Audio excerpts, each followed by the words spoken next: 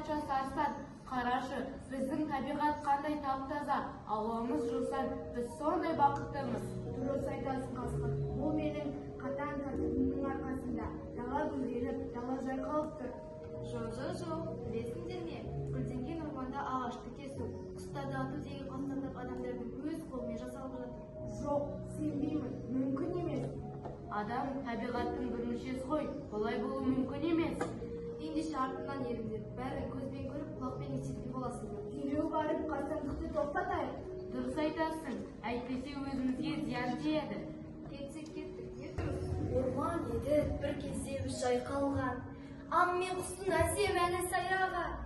Әні кеткен, бұл өлкенің сәні кеткен. Аң мен құстың бастауғалап бәрі кеткен. Жалғыз қалдым. Жалғыздықтың жыры көр. Анам, әкем, бауырларым қайдасың? Кей адамдар жауыздықпен асырып жүр айласын. Жалғыз қалдым, жалғыздықтың мұны көп. Соны айтатын адамзатқа тілім жоқ.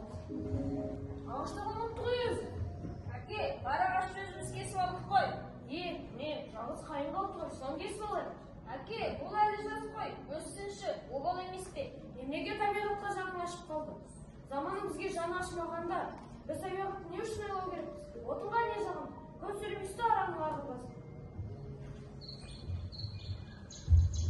Жалғыз қайтеді үшін бар. Балам, басына көруші. Мен ерші бұл қайынға, бұзбан дәрісі менің yandı. Көп сөйлемей ағашты кес. Мә саған. Ей адамзат, ойлашы сен бір сәт қана. Жауыздықтан күңірейіп шулап тұр ғой мына дала. Табиғатты, ысырапсыз табиғатты пайдаланып бар байлығын. Не көреді, не қылады артындағы ұрпағын. Мен көрдім жас қайынның құлағанын. Ғасырып қара жерге сұлағанын. Сарғайып жапырағы өлімсіреп, байғұстың кім тыңдайды жылағанын. Тамылжыған табиғат, тазалықтың тірегі, таза болса табиғат, аман болар адамзат.